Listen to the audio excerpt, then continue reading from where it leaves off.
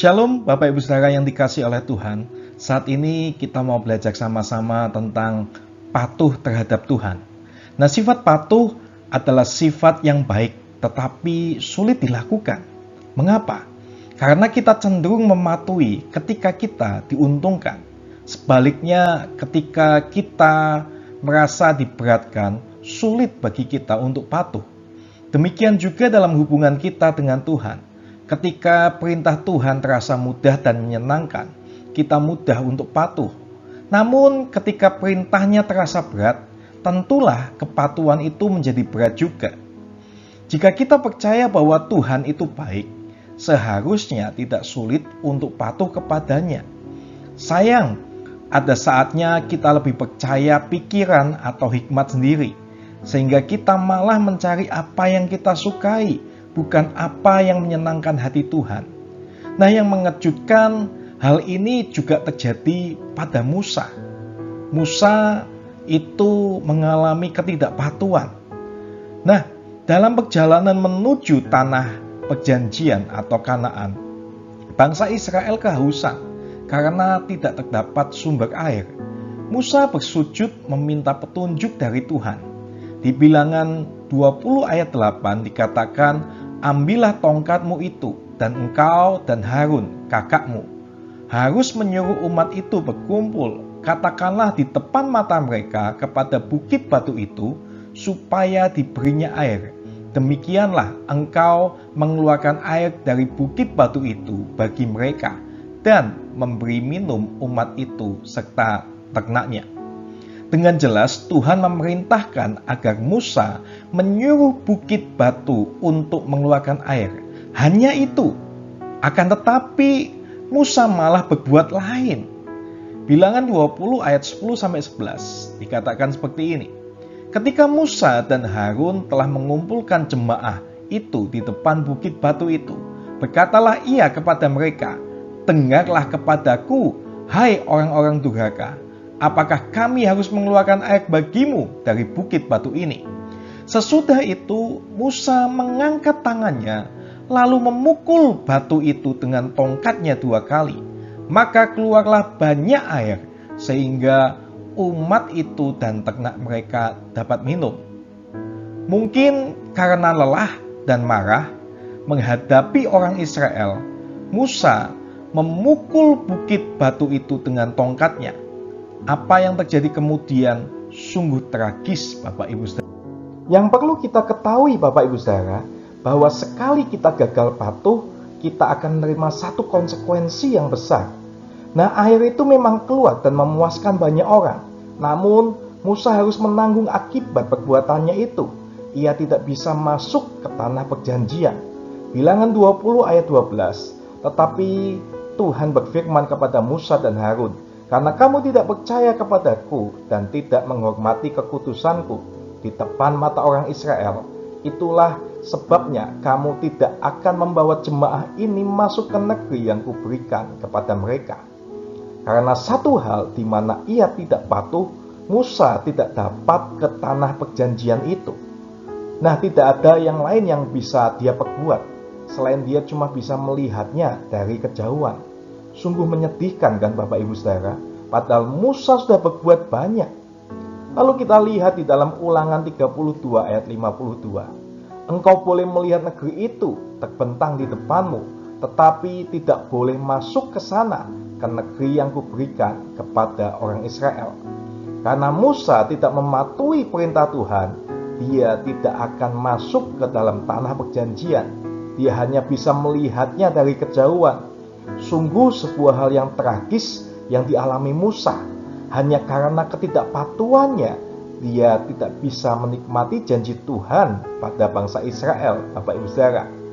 Nah, miris rasanya saat kita membaca kisah Musa ini. Hanya karena ketidaktaatannya, ia gagal menikmati janji Tuhan. Dari sini pun kita belajar bahwa menaati Tuhan itu sungguh penting. Ia mau kita sungguh-sungguh untuk mengikuti yang namanya perintahnya, Bapak Ibu Saudara. Nah, namun tentu ada alasan mengapa Tuhan menuntut kepatuhan kita. Apa saja alasan-alasan itu? Yang pertama, perintah dan firman Tuhan itu baik bagi kita.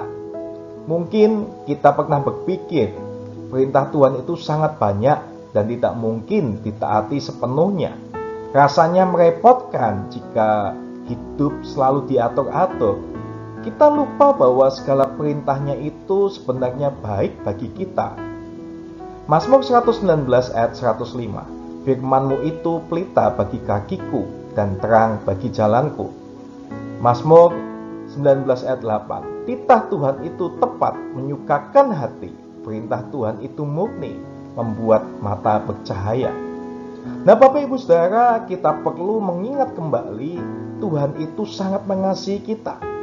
Apakah ada gunanya jika titah-titah Tuhan atau perintah-perintah Tuhan hanya untuk merepotkan dan mengatur hidup kita sebagai ciptaannya?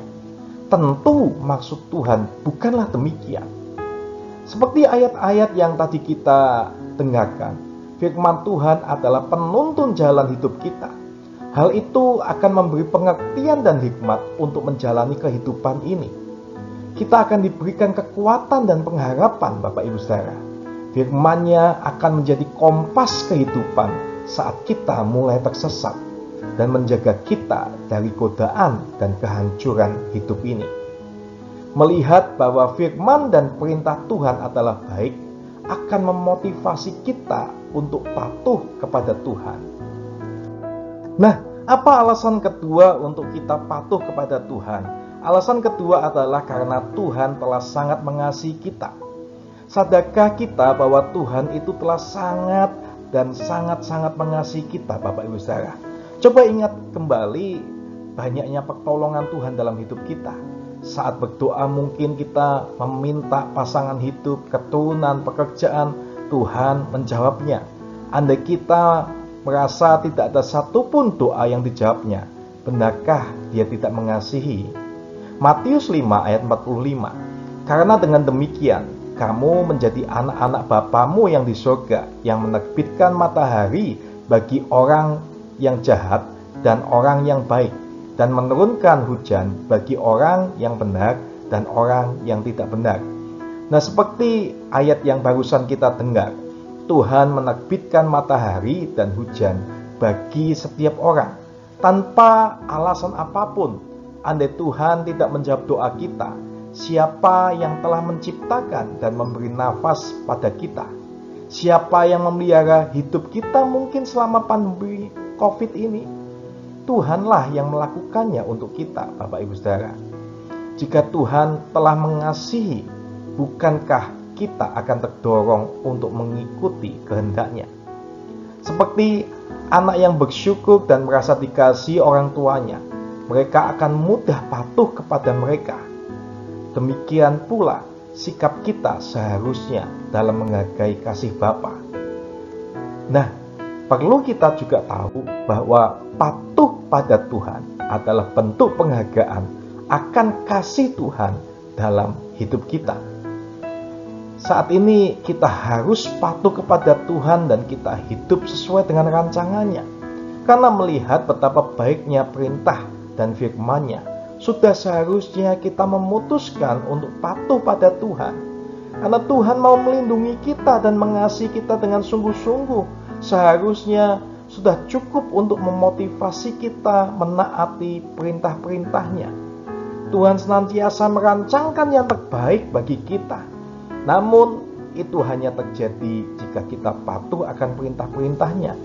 Maukah saat ini kita berserah dan mengikuti setiap rencananya dan patuh atas perintahnya agar rencananya terjadi dalam hidup kita, Bapak Ibu Saudara?